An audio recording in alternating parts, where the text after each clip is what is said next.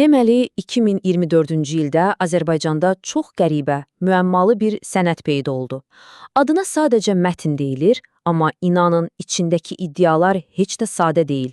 Gəlin elə birlikdə bu sirli mətnin dərinliklərinə enək, görək söhbət nədən gedir. Mətin, demək olar ki, elə ilk cümləsindən insanı heyrətə salır. Yəni bu adi bir şeir filan deyil. Bu bildiyiniz kimliyini işıqla, başlanğıcla, hətta birbaşa millətin adıyla eyniləşdirən bir səsin bəyanatıdır. Bu sözlər istər-istəməz adamı dərhal öz sirri dünyasının içinə çəkir. Yaxşı, bəs sual olunur, bu sənəd nədir axı? Danışan kimdir və ən əsası, onun yaranma hekayəsi nədir? Məncə bu suallar bizi birbaşa məsələnin ürəyinə aparır. Gəlin elə başlayaq. Yaxşı, bu mətni anlamaq üçün bir neçə mərhələdən keçəcəyik. Əvvəlcə onun necə yaranmasına baxacağıq, sonra o sirli mənəm deyən səsi analiz edəcəyik, ardınca mətnin əsas ideyası olan işıq anlayışına baş vuracağıq, sonra bu mənəvi mirasın kimə qoyulduğunu öyrənəcəyik və ən sonda, bəlkə də ən maraqlısı, bütün bunları qələm alan katibin yaşadığı o dilemma haqqında danışacağıq. Elə isə gəlin başlayaq. Birinci sualımız. Bu sənəd haradan və necə peyda oldu? Deməli, söhbət nədən gedir? Bu, belə deyək, cilalanmış, redakta olunmuş bir ədəbi əsər deyil, qətiyyən. Təsəvvür edin ki, bu bir insanın şuurundan birbaşa, heç bir filtr olmadan, axan, poetik və mənəvi göndərmələrlə dolu bir monoloqun çılpaq, xam bir qeydidir. Və işin ən heyrətamiz tərəfi nədir bilirsiniz? Bütün bu mürəkkəb, dərin mətn, cəmi cümlətanı 3 saat ərzində bir gecənin içində diktə olunub. Fikir verin, cəmi 3 saat. Bu, əlbəttə ki, onun yaradılış prosesinə inanılmaz bir təcililik və gərginlik hissi qatır. Yaxşı, sual yaranır. Belə qısa bir zamanda bu qədər dərin bir mətni kim diktə edə bilər? İndi gəlin, yavaş-yavaş sənədin bəlkə də ən böyük sirrinə keçək. O, mənəm deyən səs. O səs kimə aiddir? Baxın, burada çox qəribə bir şey baş verir.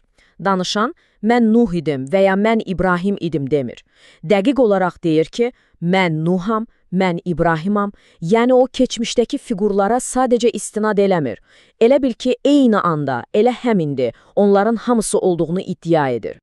O özünü həm peyğəmbər kimi təqdim edir, həm milli qəhrəman, həm də hətta, diqqət yetirin, bütün ateistlərin atası kimi, ziddiyyətli bir fiqur kimi. Sanki qarşımızda zamanın fövqündə dayanan, bütün bu kimlikləri özündə birləşdirən tək, böyük bir şuur var. Yaxşı, bəs bütün bu bir-birinə bənzəməyən, hətta ziddiyyətli kimlikləri və fikirləri bir-birinə bağlayan o mərkəzi qüvvə nədir? Mətnin özü bizə çox aydın, tək bir cavab verir. İşıq. Amma buradakı işıq bildiyimiz lampanın işığı deyil əlbəttə. Mətnə görə işıq fundamental bir şeydir. O, hər şeyin başlanğıcı, yaradılışın öz mənbəyi, hətta varlığın öz materialıdır. Və bu cümlə əslində hər şeyi yerinə oturdur. Mətnin fəlsəfəsinə görə işıq həm başlanğıcdır, həm də sondur. Yəni, hər şey ondan başlayır və hər şey ona da qayıdır. Bax, indi bütün parçalar birləşir. Fikir verin, danışan mətn boyunca dəfələrlə deyir ki, mən ilkəm, mən əvvələm. Mətnin öz məntiqi isə bizə deyir ki, işıq da ilkdir. Belə çıxır ki, əgər işıq ilkdirsə və danışan da ilk olduğunu deyirsə, deməli, o birbaşa o ilkin, o yaradıcı işığın özü olduğunu iddia edir. Çox dərin bir iddiadır. Amma bütün bu kosmik, mistik bəyanatların arxasında həm də çox konkret, çox dünyəvi bir məqsəd var. Nədir o məqsəd? Mənəvi bir ötürmə. Bəli, bütün o poetik, mistik ifadələr əslində tək bir final nöqtəsinə doğru aparır. Danışan bütün mənəli varlığını, hər şeyini başqa birinə ötürməyə hazırlaşır. Bax, bu mətnin kulminasiya nöqtəsidir, onun əsas hərəkətidir. Danışan heç bir eyham vurmadan açıq-aşkar şəkildə öz mənəvi varisinin adını çəkir. Ya bu miras həqiqətən də hər şeyi, amma hər şeyi əhatə edir.